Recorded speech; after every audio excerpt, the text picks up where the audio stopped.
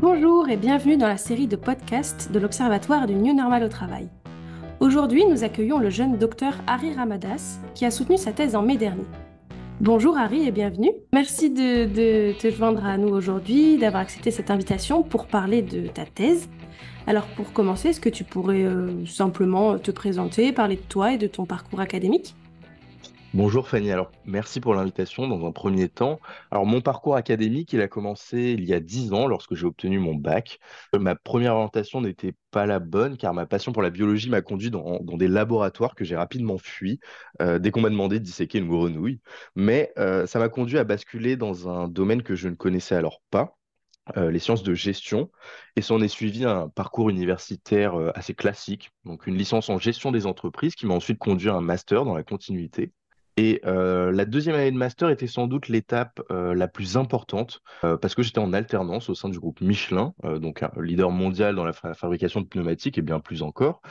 Et cette alternance avant la crise sanitaire, elle constitue en réalité le début de l'aventure, le début du projet de ma thèse, car j'ai intégré un projet qui avait pour objectif d'accompagner les salariés col blanc dans la pratique du travail digital. Autrement dit, à l'instar de nombreuses organisations, le groupe Michelin a déployé un ensemble de technologies digital workplace.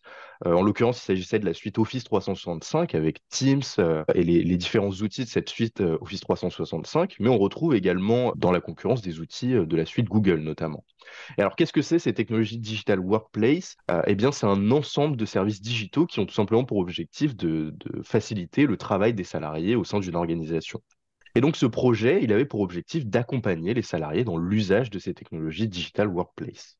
Alors tu nous parles d'accompagner les salariés. Comment en es-tu arrivé au titre de ta thèse ensuite qui s'intitule L'observation du travail digital des cols blancs, le développement d'un observatoire au sein du groupe Michelin? En effet, alors oui, pourquoi ce passage de l'accompagnement à l'observation? La réponse, on la retrouve dans la première étape de ma thèse, comme souvent dans une thèse d'ailleurs. J'ai débuté par un diagnostic. Alors, il était question d'accompagnement des salariés avant la crise sanitaire, parce que les salariés n'utilisaient alors pas tous les technologies digital workplace mises à leur disposition par la direction Michelin.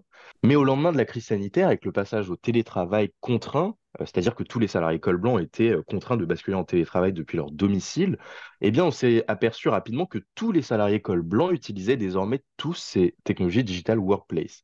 Alors, notre étude quantitative et qualitative nous a tout de même montré que les usages divergeaient. Et à ce stade, on s'est rendu compte que l'objectif du projet initial, à savoir l'accompagnement des salariés dans l'usage des technologies, n'était plus d'actualité, parce qu'ils utilisaient donc tous ces technologies digital workplace. Et donc, au terme d'une phase de diagnostic avec de nombreux échanges avec la direction des ressources humaines et la direction des systèmes d'information du groupe Michelin, on a fixé l'objectif de cette thèse autour de la question suivante qui est comment observer la pratique du travail digital des salariés col blanc au sein d'une organisation pré-digitale. Alors, au travers de l'objectif de cette thèse, on a ancré l'étude, on a ancré ce projet de recherche dans le contexte pré-digital du groupe Michelin. Pourquoi? Eh bien, tout simplement parce qu'une organisation comme Michelin, qui est née avant le passage à l'ère digitale, n'est pas confrontée aux mêmes enjeux qu'une organisation digitale telle que Google, Amazon, Facebook, enfin les GAFAM de manière générale. Et donc, au travers de cette question, concrètement, la direction Michelin, elle voulait disposer d'un instrument qui lui permette d'observer la pratique du travail digital des salariés col blanc lorsqu'ils sont en situation de travail, d'en identifier des tendances et d'en assurer le suivi au cours du temps, et enfin que cet outil, cet instrument soit en mesure de produire des recommandations concrètes pour les accompagner dans le pilotage opérationnel du travail digital. Merci beaucoup, c'était très complet. Alors j'imagine que pour observer, il faut que tu collectes des données de quel type, comment as-tu procédé pour observer voilà, le travail digital? Alors, c'était en réalité la première difficulté à laquelle j'ai été confronté durant ce projet de thèse, parce que j'ai cherché plusieurs moyens d'observer en menant des entretiens, des focus group, donc une collecte relativement classique, mais j'ai rapidement été confronté à la difficulté de l'observation de cette interaction entre un humain et une technologie finalement. Et à ce stade de ma recherche, j'ai eu l'opportunité d'accéder aux résultats de l'enquête annuelle sur la satisfaction au travail menée au sein du groupe Michelin. Alors, j'ai pas eu un accès à toutes les réponses, mais j'ai accédé à la fin de cette enquête et plus précisément aux réponses à deux questions ouvertes. La première, c'était Tell us the most positive experience you've had during the past year. Et la seconde, Tell us one improvement requested. Donc, la première questionnant les salariés sur une expérience positive qu'ils avaient vécue et la seconde sur une amélioration requise, une attente qu'ils avaient sur leur travail. Et en fait, ce qui est formidable, c'est que j'ai accédé à plus de 300 000 réponses écrites, étalées sur une période de 3 ans. Donc en 2020, avant la crise sanitaire, 2021 pendant et 2022 après la crise sanitaire. Donc ce qui est bien, c'est que ça me permettait de réaliser une étude longitudinale dans un premier temps. Et je me suis dit, bon, bah, on a 300 000 réponses, donc il y aura forcément des réponses intéressantes parmi ce volume conséquent de données et qu'on pouvait forcément en tirer quelque chose. Alors, quand j'ai présenté ce que je voulais faire à partir de ces données, la direction était initialement sceptique. C'est-à-dire qu'elle m'a demandé si on trouverait vraiment des réponses intéressantes relatives au travail digital, alors que c'est une enquête sur le travail de manière générale. En effet, tu as Voilà. collecté une énorme quantité de données. J'imagine que ça a dû être compliqué par la suite pour les analyser. Est-ce que tu peux nous expliquer comment tu as procédé pour faire l'analyse des données? Alors, j'ai mobilisé des méthodes d'analyse de données textuelles. Alors, qu'est-ce que c'est? C'est une combinaison de méthodes d'analyse de contenu qualitatif qu'on combine avec des outils quantitatifs pour en extraire du sens. Alors, j'ai défini dans le cadre de ma thèse toute une approche méthodologique. Mais bon, ce qu'on peut en retenir, c'est que dans un premier temps, j'ai séparé les 300 000 réponses que j'avais par année et par question. Donc pourquoi? Dans un premier temps, pour profiter de l'orientation distincte des questions, parce qu'il y en a une qui questionne sur les expériences positives, donc sur la réalité vécue, et une autre sur les attentes, donc sur l'amélioration requise par les salariés. J'ai ensuite séparé par année, donc comme je l'évoquais précédemment, pour pouvoir suivre l'évolution au cours du temps. Ensuite, concernant l'analyse à proprement parler, alors j'ai utilisé une méthode qui s'appelle la classification hiérarchique descendante. Sans rentrer dans le détail, ça permet tout simplement de séparer un échantillon de réponses en groupes de phrases qui ont un sens proche. Ces groupes de phrases, on les appelle les classes, et ces classes que j'ai obtenues à l'issue de ces classifications, eh bien, rassemblaient de 5 000 à 15 000 phrases. Et c'est donc là que je me suis dit, bon, bah, comment faire pour mettre un titre sur chacun de ces groupes de phrases, comment identifier une thématique. Alors au début, ce que j'ai fait, c'est que je lisais manuellement et que je codais, c'est-à-dire que je lisais une phrase et j'y associais une thématique. Mais rapidement, bah, je me suis aperçu par la pratique que c'était extrêmement chronophage. Et c'est à ce stade de la recherche que j'ai pu bénéficier de la démocratisation des IA génératives. Et je me suis un peu sous la contrainte, hein, parce que j'ai été contraint d'innover, parce que bah, il y avait évidemment contrainte de temps quand on fait une thèse en 3 ans. Mais j'ai donc proposé et testé une méthodologie de qualification des classes, donc c'est-à-dire une méthodologie qui m'a permis tout simplement de mettre un titre sur chacune de ces classes en mobilisant l'IA générative, en l'occurrence ChatGPT. Concrètement, ce que j'ai fait, c'est que j'ai fourni du contexte, c'est-à-dire tout ce que je vous explique depuis le début de ce podcast, et ensuite j'ai fourni une liste de mots, donc c'est-à-dire la liste des mots les plus cités au sein de chacune de ces classes, et je demande tout simplement dans le cadre de mon prompt à ChatGPT de me donner pour chaque classe un titre, un résumé et aussi un verbatim type. Et en fait, ce qui est bluffant, c'est que sans fournir, donc en maintenant la confidentialité des données, juste en fournissant du contexte et la liste des mots les plus significatifs, eh bien, ChatGPT est capable de me donner en une fraction de seconde, hein, c'est-à-dire en 5-10 secondes, un résumé, un titre et un verbatim type pour chacune de ces classes, et ça m'a fait gagner un temps fou. Ok, c'est assez innovant comme technique. Ça a l'air d'être intéressant. Alors, une fois que tu as analysé ces données, comment est-ce que tu les as partagées et puis à qui, à quelle personne de l'entreprise ça s'adressait? Alors, en parallèle de la collecte de données, j'ai procédé à une itération avec la direction donc des systèmes d'information et la direction des ressources humaines du groupe Michelin autour de la solution envisagée qui permettrait de répondre à la question qu'on s'était posée initialement. Et donc, à force d'échanges, on a abouti à la solution qui est finalement au cœur de ma thèse et que tu as cité dans le titre de ma thèse, c'était le développement d'un observatoire. Alors, un observatoire, c'est un dispositif sociotechnique et communicationnel qui permet tout simplement de réaliser l'activité de l'observation d'un phénomène. Et alors moi, une fois que j'avais analysé les données, j'ai cherché un moyen de les partager de manière interactive à la direction. Alors pourquoi de manière interactive? Eh bien, au cours de mon expérience en alternance et par la suite au début de ma thèse, je me suis rapidement rendu compte qu'on menait de nombreuses enquêtes, ou en tout cas on mobilisait de nombreux prestataires, de nombreux cabinets de conseil pour mener des enquêtes en interne. Et en fait, les rapports qui nous étaient fournis, c'était souvent des rapports PowerPoint de 100, 200 pages même.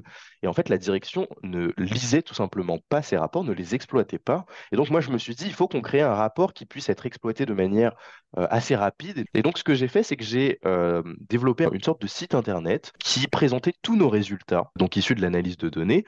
Et en fait, ce qui était intéressant, c'est qu'en un clic, la direction pouvait parcourir les verbatims des salariés, donc par année, par question ou encore par thématique qu'on avait pu distinguer au travers de la méthodologie de qualification des classes via ChatGPT. Et donc ça nous a permis de fournir, de livrer un rapport interactif à la direction du groupe Michelin. Et donc, au lieu de tout simplement donner des thématiques, de partager des résultats, ça leur permettait de parcourir les verbatims et donc d'incarner les résultats. Ouais. Donc, tu nous as parlé des moyens de partager ces résultats. Maintenant, est-ce que tu peux nous parler des résultats en eux-mêmes? Quels sont les principaux résultats de ta recherche? Alors, nos travaux, dans un premier temps, ils ont permis de contribuer à l'amélioration de la compréhension du travail digital. Mais avant de parler de travail digital, eh bien, ils ont contribué tout d'abord à la compréhension du travail de manière générale. Et donc, l'analyse que je présentais précédemment des réponses des salariés col blanc, elle nous a permis de distinguer, d'identifier les 5 facettes du travail telles qu'elles sont représentées par les salariés col blanc. On retrouve donc dans un premier temps l'environnement de travail Digital Workplace. Alors dans cette thématique, on retrouve des réponses des cols blancs relatives à leur environnement de travail, leur bureau, les espaces où ils travaillent.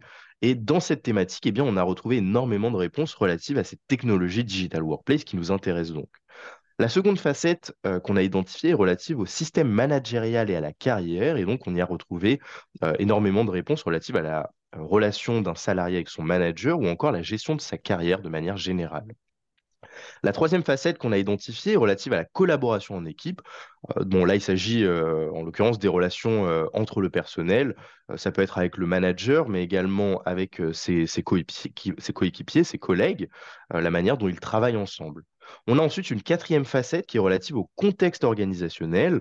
Alors, notamment au début et au milieu de la crise sanitaire, eh bien, les salariés évoquaient la gestion par l'organisation de la traversée de la crise sanitaire, tout simplement. Et enfin, une thématique qui est relativement évidente, qui est relative à la rémunération et aux avantages sociaux. Et donc, à ce stade de la recherche, eh bien, on avait un panorama des 5 facettes relatives au travail des salariés col blanc. Mais nous, ce qui nous intéressait, c'était leur représentation relative au travail digital. Et donc, la première thématique relative à l'environnement de travail Digital Workplace, comme je l'évoquais précédemment, faisait référence de manière directe à notre objet de recherche, à savoir le travail digital. Mais on ne s'est pas arrêté là et on s'est dit, bon, bah, on va quand même aller creuser les autres thématiques, donc les 5 facettes que je définissais précédemment, pour voir si le travail digital y est évoqué. Et ce qui est intéressant, c'est que les 4 premières facettes, donc toutes les facettes que j'évoquais, à l'exception de la rémunération et des avantages sociaux, ont fait émerger des réponses relatives au travail digital. Et donc, les salariés évoquaient notamment l'usage des technologies Digital Workplace, leur travail à distance, donc comment se passe le travail lorsqu'on est localisé, notamment depuis son domicile. On a également retrouvé des réponses relatives à la flexibilité des horaires de travail, parce que cette disposition du travail digital eh bien, fait émerger de nouveaux enjeux sur la flexibilité des horaires, et enfin des réponses relatives à l'accord contractuel. La seconde contribution de nos travaux, elle est d'ordre méthodologique, car dans le cadre de nos travaux, on a développé une méthodologie d'analyse de données et cette dernière, on a fait en sorte qu'elle soit réplicable. Et en fait, elle est à destination des chercheurs ou alors encore des praticiens qui seraient tout simplement confrontés à une large base de données textuelles. Et ce qui est intéressant, c'est que cette méthodologie d'analyse de données, elle est également rapide, car notamment, du moins, car elle mobilise l'IA générative, en l'occurrence ChatGPT. Enfin, la dernière contribution de nos travaux est donc d'ordre managérial, car la méthodologie d'analyse de données nous a permis d'identifier les résultats que je présentais dans un premier temps. Et donc, ces résultats, nous les avons présentés sous la forme d'un observatoire. Et donc, cet observatoire, il permet de répondre aux objectifs initiaux de cette thèse, car il permet d'observer la pratique du travail digital des salariés col blanc au travers de leurs témoignages écrits. L'observatoire permet d'identifier des tendances, donc les 5 facettes que je présentais précédemment, mais également les sous-dimensions relatives au travail digital. Il permet d'en assurer le suivi au cours du temps, donc de 2020 à 2022. Et enfin, notre observatoire nous a permis de partager nos recommandations avec la direction du groupe Michelin, ces dernières ayant vocation à accompagner la direction du groupe Michelin dans le pilotage opérationnel du travail digital des salariés col blanc. À ton avis, est-ce que d'autres entreprises peuvent tirer parti de ces trois types de résultats et de quelle manière? Alors oui, je pense que d'autres entreprises pourraient tirer parti de ces résultats, car nos travaux ont contribué à améliorer notre compréhension de la pratique du travail digital des cols blancs dans un contexte pré-digital. Euh, mais dans un premier temps, il serait intéressant de réaliser une étude similaire, donc de déployer, pourquoi pas, un observatoire similaire à partir de réponses d'une enquête annuelle sur la satisfaction au travail ou peut-être d'une autre base de données de réponses, mais dans un contexte digital cette fois-ci. Comme ça, on pourrait comparer les résultats d'une organisation pré-digitale, donc les travaux que nous avons menés, avec les résultats dans un contexte digital. Dans un deuxième temps, il serait également intéressant de réaliser la même étude, mais sur des cols bleus, car les cols bleus sont également confrontés à des technologies digitales, et ça serait donc intéressant de comparer la différence de pratique de travail digital entre les populations de cols blancs et les populations de cols bleus. Merci Harry. Alors on arrive sur la fin de cet épisode. Est-ce que tu aurais juste un dernier mot à nous partager pour conclure? Eh bien, écoutez, je vous encourage à faire des tests CIFRE parce que ça m'a permis de faire de la recherche tout en étant en immersion sur un terrain, d'autant plus un terrain formidable qui était celui du groupe Michelin. Et donc, la complémentarité entre la recherche et le terrain, vraiment, ça n'a pas de prix. Eh bien super, je te remercie beaucoup Harry pour le temps que tu nous as consacré aujourd'hui. C'était très intéressant et très riche. Félicitations pour ce travail colossal de 3 ans. J'espère que ta thèse pourra inspirer d'autres étudiants ou chercheurs. Au revoir et à bientôt. Au revoir.